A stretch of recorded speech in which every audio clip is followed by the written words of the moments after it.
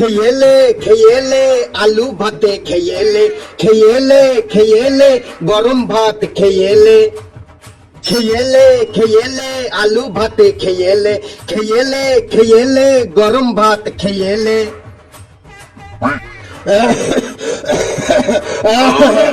কিরে, তুই পটলের ছেলে পটাই না?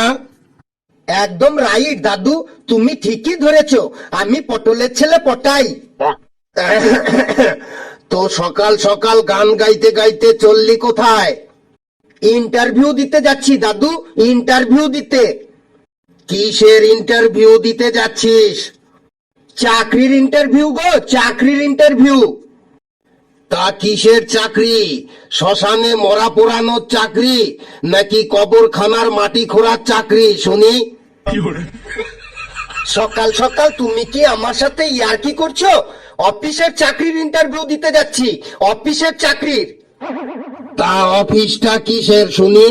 শ্মশানের অফিস নাকি কবরখানার অফিস? সেই আবার ঘুরে ফিরে একই কথা, শ্মশান আর কবরখানা। সকাল সকাল আমার মেজাজটাকে আর গরম করে না তো, যাও চুপচাপ বাড়ি চলে যাও। খেয়েলে খেয়েলে আলু ভাতে খেয়েলে খেয়েলে খেয়েলে গরম ভাত খেয়েলে।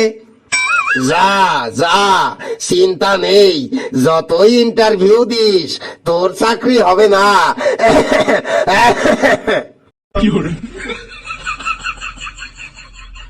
First candidate come in.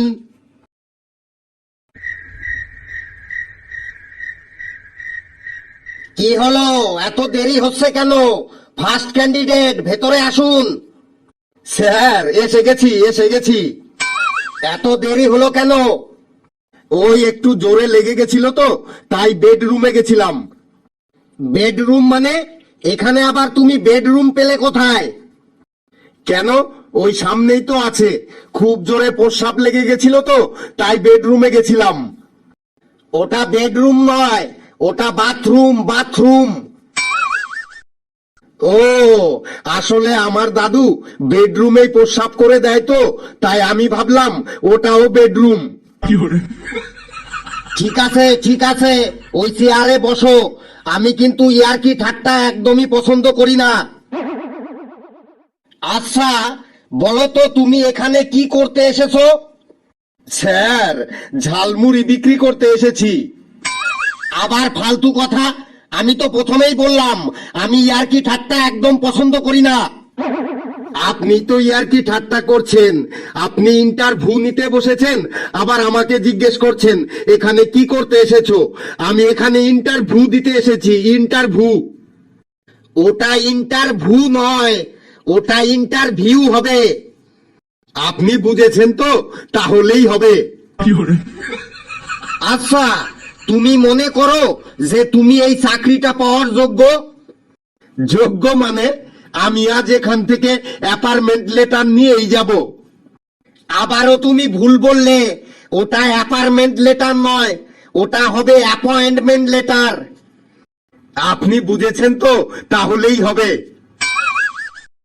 ধরো তুমি যদি চাকরিটা পেয়েই যাও, তাহলে প্রথমে কি করবে? চাকরিটা পেয়ে গেলে প্রথম মাসের স্যালারি দিয়ে একটা মোবাইল কিনবো। ওটা স্যালারি নয়, ওটা হবে স্যালারি, স্যালারি। আপনি বুঝতে পেরেছেন তো, তাহলেই হবে। তুমি এই ইন্টারভিউ দিতে আসার আগে পড়ে টরে এসেছো তো? হ্যাঁ স্যার, আমি অনেক অনেক পড়েছি। কোথায় পড়েছো শুনি? স্যার, আমি কালকে গাছে আম পাড়তে গিয়ে আম গাছ থেকে পড়েছি। তারপর আজকে সকালে বাড়ির উঠোনে কাদায় পা পিছলে পড়েছি। তারপরে এখানে আসার সময় টোটো থেকে নামতে গিয়ে স্লিপ কেটে পড়েছি। তারপরে আপনার এই ঘরে ঢোকার সময় দরজায় গুঁতো খেয়ে পড়েছি। অনেকবার পড়েছি স্যার। আরে, আমি ওই পড়ার কথা বলিনি, আমি বই পড়ার কথা বলেছি। কিসের বই? কার বই? কেন বই? কি করে বই? কিভাবে বই? কিসের বই, কার বই, কেন বই? এই তুই বেরো তো এখান থেকে, তুই বেরো। কেন স্যার ইন্টারভিউ নেবেন না? ইন্টারভিউ? আবার তুই ইন্টারভিউ বলছিস? তুই বেরো। কিসের বই? কার বই? কোথাকার বই? কেন বই?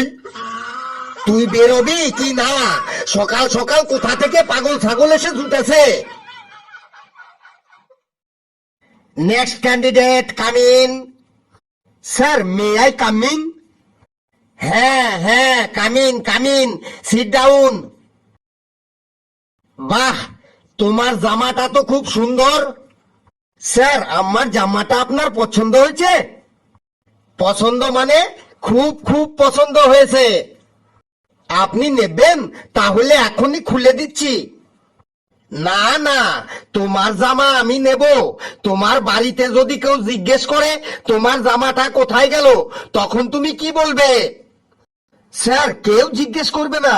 যদি কেউ জিজ্ঞেস করে তাহলে বলবো জামাটা চোরে নিয়ে গেছে। ছেলেটা আমাকে চোর বানিয়ে দিল। আচ্ছা আচ্ছা, তুমি বসো বসো। আচ্ছা, আমাদের রেকর্ড অনুযায়ী যা দেখছি তোমার নাম পটাই, তাই তো? একদম রাইট স্যার। তো পটাই বাবু, ইন্টারভিউ স্টার্ট করি? ইয়েস স্যার, স্টার্ট করুন। তুমি বলো তো প্রতিবেশী কাকে বলে? স্যার প্রতিবেশী? বলছি স্যার, যারা শূন্য কম বোঝে বেশি, যেটা দেখে তার থেকে বাড়িয়ে বাড়িয়ে বলে বেশি, তাদেরকেই বলে প্রতিবেশী। কথাটা তুমি ঠিকই বলেছো, কিন্তু আরেকটু ব্যাখ্যা করে বললে ভালো হয়। স্যার ব্যাখ্যা করে বলবো? বলছি স্যার, নিজের বাড়ির খোঁজ নাই, পরের বাড়ি দেখে বেড়াই, তারাই হলো প্রতিবেশী। নিজের মেয়ের খোঁজ নাই, পরের মেয়ে দেখে বেড়াই, তারাই হলো প্রতিবেশী। নিজের ঘরে কে ঢুকছে সেই দিকেতে নজর নাই, পরের ঘরে কে ঢুকছে সেইটা যারা দেখে বেড়ায়, তারাই হলো প্রতিবেশী। নিজের ছেলে মদ মাতালে সেই দিকেতে খোঁজ নাই, পরের ছেলে কি করছে সেইটা যারা দেখে বেড়ায়, তারাই হলো প্রতিবেশী। ভেরি গুড ভেরি গুড, আর বলতে হবে না, আমি বুঝে গেছি। নাও এবার ভূগোল থেকে একটা কোশ্চেন করছি, বলো তো সাইক্লোন কাকে বলে? স্যার সাইকেল কেনার জন্য ব্যাংক থেকে যে লোন নেওয়া হয় তাকেই সাইক্লোন বলে। সাইকেল কেনার জন্য ব্যাংক থেকে যে লোন নেওয়া হয় তাকেই সাইক্লোন বলে? তুমি কি এখানে ইয়ার্কি করতে এসেছো? না স্যার, যেটা জানি সেটাই বললাম। এবার জীবন বিজ্ঞান থেকে একটা কোশ্চেন করছি, বলো তো কি খেলে চোখের পাওয়ার ঠিক থাকে? স্যার ঘাস খেলে চোখের পাওয়ার ঠিক থাকে? কি উল্টো পাল্টা অ্যান্সার দিচ্ছ? ঘাস খেলে চোখের পাওয়ার ঠিক থাকে? কিছুই উল্টো পাল্টা অ্যান্সার দিইনি। গরু ছাগলকে কখনো চশমা পড়তে দেখেছেন? ওরা ঘাস খায় বলে ওদের চোখের পাওয়ার একদম ঠিক থাকে। গরু ছাগলকে দেখেই বোঝা যায় ঘাস খেলেই চোখের পাওয়ার একদম ঠিক থাকে। নে এবার লাস্ট কোশ্চেন, বলতে না পারলে এখান থেকে কেটে পড়বি। বল সেলফিশ কাদের বলে? স্যার যারা মাছ বিক্রি করে তাদেরকেই সেলফিশ বলে। বলিস কি, যারা মাছ বিক্রি করে তাদেরকেই সেলফিশ বলে? তুই বেরো ওখান থেকে, একটা কোশ্চেনও তুই জানিস না। তাহলে আমি যেগুলো জানি সেগুলো আমাকে ধরুন। তুই আর কথা বাড়াস না, তুই মানে মানে কেটে পড় এখান থেকে। ঠিক আছে স্যার, কেটে পড়ছি। তার আগে একবার বলুন তো আপনি এখানে কত টাকা মাইনে পান? আমার মাইনে জেনে তোর কি হবে? বলুন তো, তারপরে বলছি। আমি 20,000 টাকা মাইনে পাই এখানে। আচ্ছা স্যার, আপনাকে আমি কয়েকটা কোশ্চেন করছি, যদি তার ঠিকঠাক উত্তর দিতে পারেন তাহলে আপনাকে আমি 50,000 টাকা মাইনে চাকরির ব্যবস্থা করে দেব। আবার তুই ইয়ার্কি করছিস? ইয়ার্কি না, সত্যি বলছি স্যার, আপনার দিব্যি দিয়ে বলছি। বেশ কর, তাড়াতাড়ি কোশ্চেন কর। এই 20,000 টাকা মাইনের চাকরিতে আমার আর সংসার চলছে না। নিন তাহলে শুরু করছি। বলুন তো এমন কি জিনিস আছে যেটা জন্ম থেকেই বুড়ো? এমন কি জিনিস আছে, এমন কি জিনিস আছে যেটা জন্ম থেকেই বুড়ো? দাদু, দাদু জন্ম থেকেই বুড়ো। দাদু কখনো জন্ম থেকেই বুড়ো হয়? নে তাহলে তুই বলে দে, এমন কি জিনিস আছে যেটা জন্ম থেকেই বুড়ো? আমাদের হাত পায়ের বুড়ো আঙুল, ওটা জন্ম থেকেই বুড়ো। তাই তো, আমিও তো ওটাই ভেবেছিলাম। শুধু ভাবলেই হবে না, বলতে হবে। এবার বলুন তো কার মুখ নেই কিন্তু দাঁত আছে? মুখ নেই কিন্তু দাঁত আছে, এমন আবার হয় নাকি? হয় বলেই তো বলেছি। নে তাহলে তুই বল, কার মুখ নেই কিন্তু দাঁত আছে? এটা হলো চিরুনি। চিরুনির মুখ নেই কিন্তু দাঁত আছে। ও শেট, এটাও আমি জানতাম। শুধু জানলেই হবে না, বলতে হবে। এবার বলুন তো কোন জিনিস আগুনেও পড়ে না আবার জলেও ডোবে না? আগুনে পড়ে না এমন জিনিস আবার হয় নাকি? হয় বলেই তো বললাম। ঠিক আছে, তুই বলতো কোন জিনিস আগুনেও পড়ে না আবার জলেও ডোবে না? এটার অ্যান্সার হবে বরফ। বরফ আগুনেও পড়ে না আবার জলেও ডোবে না। আপনি তো দেখছি কিছুই জানেন না। নে আরেকটা কোশ্চেন কর, দেখ জানি কি না জানি। নিন এবার বলুন তো, আমার দাদু 50 বছর আগে গাছ লাগিয়ে গিয়েছিল, কিন্তু সেই গাছে এখনো পর্যন্ত একটাও আম ধরলো না কেন? বলুন তো। গাছটার মনে হয় কোনো রোগ আছে, তাই আম ধরেনি। না, হইল না, গাছটার কোনো রোগই নেই। 50 বছর আগে গাছ লাগিয়েছে, কিন্তু এখনো সেই গাছে একটাও আম হয়নি। তাহলে ব্যাপারটা কি হলো, কি হলো? ভাবুন ভাবুন, মন দিয়ে ভাবুন। বলতে পারলেই 50,000 টাকা মাইনের চাকরি পাবেন।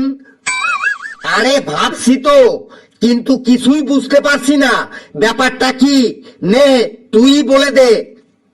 বলতে পারলেন না তো বলছি। আসলে আমার দাদু নিম গাছ লাগিয়েছিল, তাতে 50 বছর কেন 100 বছর হইলেও ওই নিম গাছে কখনো আম ধরবে না, বুঝলেন তো?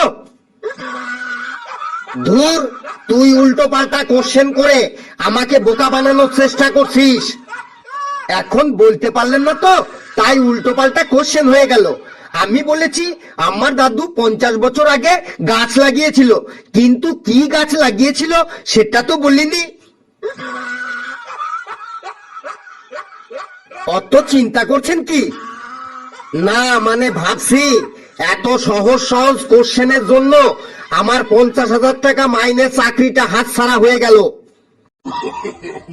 দেখলেন তো আপনাকে আমি কেমন বোকা বানিয়ে দিলাম। তার মানে চাকরি ঠাকরি কিছুই না, তুই আমাকে বোকা বানানোর জন্য এতক্ষণ কোশ্চেন করলি। তোকে আজ আমি বেঁধেই রাখবো। আমাকে ধরতে পারলে তো বেঁধে রাখবেন। ধর ওকে, ধর। বন্ধুরা ভিডিওটি কেমন লাগলো আপনারা কমেন্টসে জানাবেন, আর ভিডিওটি লাইক করবেন, যত পারেন শেয়ার করবেন, আর চ্যানেলটারে সাবস্ক্রাইব করে আমাদের সাথেই থাকবেন। হাসতে থাকুন, সুস্থ থাকুন। যত বেশি হাসবেন তত সুস্থ থাকবেন। সকলে খুব ভালো থাকবেন।